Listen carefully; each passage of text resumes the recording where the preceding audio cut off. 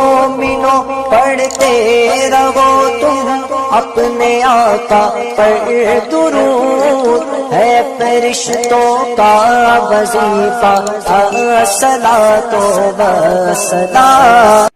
آپ حضرات یہاں بیٹھے ہیں، لاک ڈاؤن سے پہلے اسی 5واں کلا کے اندر ماحول کچھ اور تھا، مقصد کچھ اور تھا، لیکن ابھی آج جب یہاں بستی کے اندر روڈوں سے گزرا تو کئی دکانیں لگی ہوئی نئی نئی نظر آئیں۔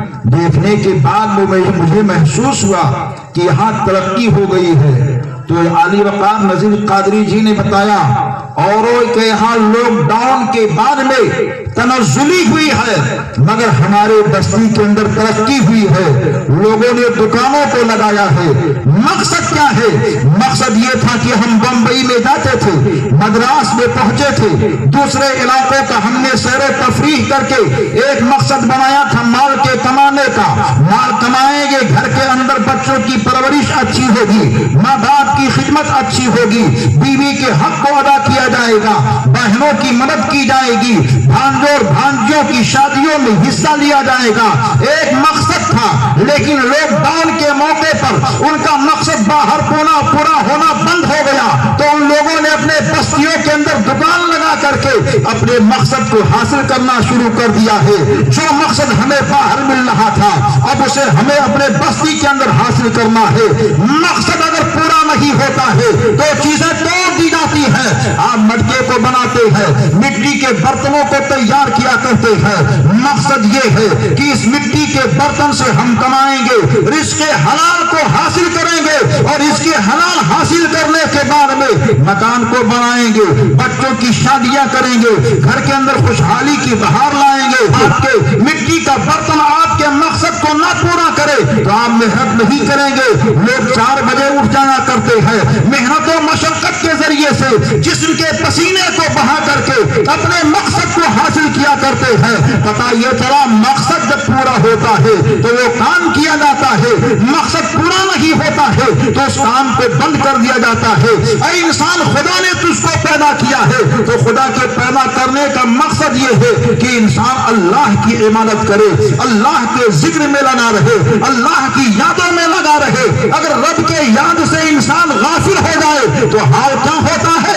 بدر کی تاریخ کو دیکھ لو، احد کے میدان کو دیکھ لو، کرب و بلا کی ہسٹری کو دیکھ لو، میدان کرب و بلا کے بعد میں اور دوسری بستیوں کے جائزے کو لے لو۔ جن لوگوں نے مقصد حسین سے دوری رہ کر کے اپنے زندگی کو گزارنا شروع کیا تھا، وہ کرب و بلا کی سرزمین پر تھے، حسین اعظم کے چہرے کو دیکھتے تھے، مگر وہ جہنم کے حقدار ہوئے ہیں۔ اور جن لوگوں نے مقصد حسین کو اپنایا ہے، حسینی بننے کا دعویٰ کیا ہے، وہ حسین اعظم کے اتنے قریب ہیں کہ آج 5واں کلا کے گاؤں میں بیٹھے ہوئے ہیں، مگر میرا حسین کرب و بلا سے بول رہا ہے، اے میرے دیوانے تو 5واں میں ہے، مگر جنت کی بہاروں میں تو میرے ساتھ آرام کرتا نظر آئے گا۔ سبحان اللہ، سبحان اللہ۔ مقصد اگر صحیح ہوتا ہے تو انسان کامیاب اور کامرا ہوتا ہے، مقصد اگر فوت ہو جائے تو انسان بے لذت بے جان ہو جاتا ہے۔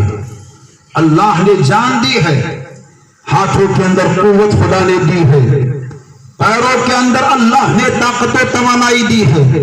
یہ پیر اگر چلتا ہے تو ہمارے چلنے کا کام ہمارے زندگی کا مقصد پورا کرتا ہے۔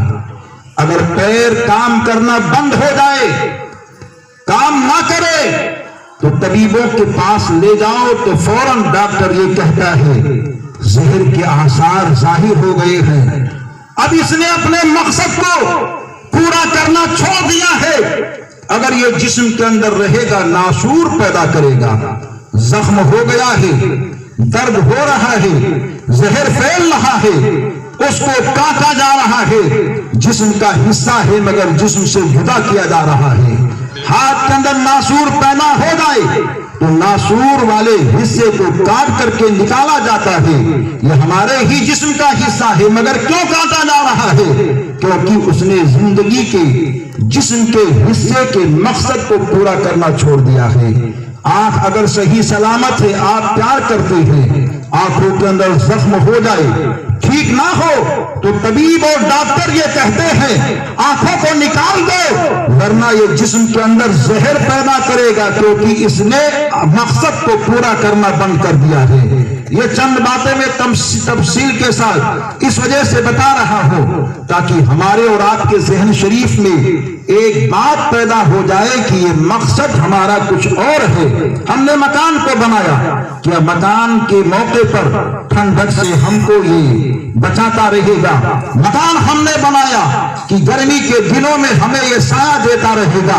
मकान हमने बनाया कि बारिश के मौसम में हमें बरसात के छींटों से बचाता नजर आएगा? लेकिन यही मकान जिसको हमने बनाया है, अगर ठंडक से नहीं बचाता है, बारिश के छींटों से नहीं बचाता है, हवाओं से नहीं बचाता है, तो जिस मकान को हमने या हमारे बाप दादा ने बनाया है, हम उसको तोड़ देते हैं क्योंकि वो मकसद पूरा नहीं कर रहा है, वो हवा हमें नहीं दे रहा है, वो बारिश के छींटों से हमें नहीं बचा रहा है। गिरा देते हैं मकान को क्योंकि उसने मकसद पूरा करना बंद कर दिया है। ऐसा ही खाना तैयार किया जाता है, जब तक उसके अंदर मकसद पूरा करने की तासीर रहती है हम उसको खाते हैं, उसको घर के अंदर रखते हैं। अगर वो तासीर खत्म हो जाती है तो बाहर फेंक दिया करते हैं, कहते हैं मकसद इसका खत्म हो चुका है, तासीर इसकी खत्म हो चुकी है। ये खाना तो है मगर ये सड़ गया है, इससे बदबू आने शुरू हो चुके हैं, अब ये मकसद पूरा नहीं कर सकता है। हजरात, इस तरह बहुत सारी मिसालें पेश की जा सकती है। एक कपड़ा है, कपड़े को आपने सिलाया, बड़े बर्क अंदाज से आपने सिलाया, जब तक वो जिस्म की शान बना रहता है, जिस्म के आज़ा की हिफाजत किया करता है, जिस्म को छुपाए रखता है, जिस्म की पर्दा पोशी करते रहता है, हम उसको जिस्म की जीनत बनाते हैं। लेकिन अगर वो कमजोर हो जाए, कहीं कट जाए, फट जाए, तो हम उसी कपड़े को गटर की जीनत बना दिया करते हैं, बाहर फेंक देते हैं, क्योंकि वो कपड़ा अब हमारे लायक नहीं रह गया है, हमारे काम के मुताबिक नहीं रह गया है, क्योंकि उसने मकसद पूरा करना छोड़ दिया है। अजीजाने गिरामी, पता यह चल रहा है कि मकसद के मुताबिक अगर काम होता है तो उसका सिला इंसान को मिला करता है। खुदाए वहदहू ला शरीक ने जिसको मकसद के लिए पैदा किया है, वो लोग मकसद के मुताबिक खुदा की बारगाह में पहुंचते रहे तो मैदाने बदर के अंदर 313 थे, तो माबूदे बरहक ने हजारों करोड़ को कामयाबी कामरा किया था।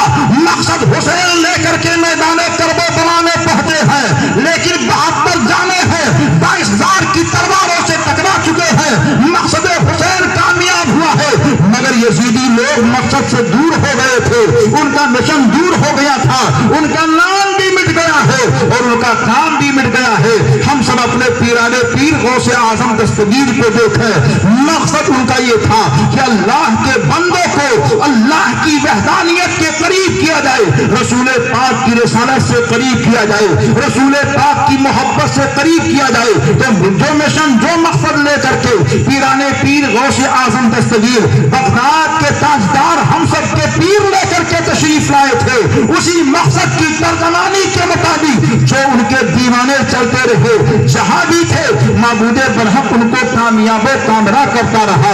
लेकिन जो लोग उनकी मकसद से दूर हो गए, उनके तालीम से दूर हो गए, वो इतने दूर हो गए कि वो करीब भी रहा करते थे मगर गौसे आजम के फैजान से महरूम रहा करते थे। कि आज हम अपने घरों में रहा करते हैं, हाल क्या होता है, सुबह के वक्त जब घरों के अंदर खाना तैयार हो जाता है, कोई गरीब और कोई मिस्कीन आ जाए और हमसे खाना तलब करे, क्योंकि उसकी ख्वाहिश और उसका मकसद ये है हमको खाना मिल जाए, और हमारी ख्वाहिश और मकसद ये है कि अल्लाह के मखलूक की मदद कर दी जाए, उसको खाना खिला दिया जाए। एक ऐसा ही नबी पाक का दीवाना है, नबी पाक का मस्ताना है, जो सोता है तो ख्वाब में कोई और तशरीफ नहीं लाते हैं, वो मक्के वाली तशरीफ लाते हैं, अनीसे बेकसा तशरीफ लाते हैं, हम सबके मुस्तफा खान में तशरीफ लाए और इरशाद फरमाते हैं, ऐ अल्लाह के बंदे, तूने अल्लाह को दावत तो दी اور مگر تو مجھ کو بھول گیا ہے. کہا اے نبی یہ دو جہاز آپ نے کرم فرمایا آپ تشریف لائے, مگر آقا حکم دے دیتے تو میں اڑ کر کے مدینے کی فضاؤں میں آ جاتا, میں آپ کی گلی گلی میں حاضری دے لیتا, میں آپ کے کوچے اور بازار میں آ جاتا. مگر آقا سمجھ میں نہیں آ رہا ہے, کیا میرا رب کھاتا بھی ہے, کیا میرا رب پیتا بھی ہے؟ آپ نے بیان فرمایا ہے کہ تو نے رب کو دعوت دی اور تو مجھے بھول گیا ہے. تو نبی یہ دو جہاں جب یہ کہتے ہیں تو اس کے بعد میں نبی یہ دو جہاں نے جب یہ کہا کہ تو رب کو دعوت دیا مگر تو اپنے رسول کو بھول گیا, تو نبی یہ پاک کا شیدائی عرض کرتا ہے یا رسول اللہ میں رب کو کب دعوت میں نے دیا ہے, رب کو ہم نے کب کھانا کھلایا ہے؟ تو کائنات کے مالک ارشاد فرماتے ہیں دیکھ تیرے گھر کوئی غریب آیا, ہاں حضور آتا ہے, روزانہ آتا ہے, میں اس کو کھانا دیتا ہوں. تو مصطفیٰ ارشاد فرماتے ہیں ارے اس غریب کو کھانا دینا رب کو دعوت دینا ہے, رب کو بلانا ہے, رب کو کھانا کھلانا ہے. چنانچہ تاریخ یہ کہتی ہے اس کے بعد میں وہ عاشق مصطفیٰ یہ کہتا ہے یا رسول اللہ یہ تو بات سمجھ میں آ گئی ہے کہ اللہ کی دعوت یہ ہے کہ غریبوں کو کھانا کھلایا جائے, مسکینوں کی مدد کی جائے, مسکینوں کے شکم کو بھر دیا جائے, یہ تو رب کی دعوت ہے. مگر اے مصطفیٰ آپ کی کون سی دعوت ہے؟